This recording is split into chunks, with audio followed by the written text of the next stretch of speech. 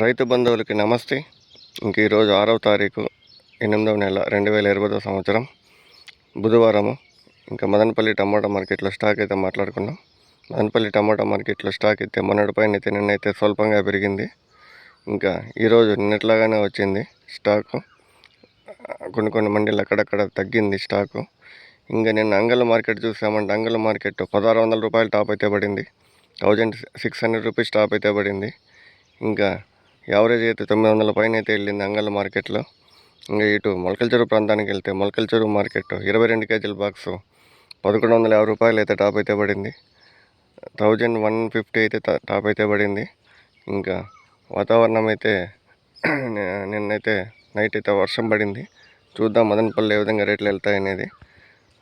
నిన్న రేట్లే వెళ్తాయా లేకపోతే నిన్నటికంటే పెరుగుతుందా చూద్దాము. మీరు నా ఛానల్ని కొత్తగా చూస్తున్నట్లయితే లైక్ కొట్టండి, షేర్ చేయండి, సబ్స్క్రైబ్ చేయండి.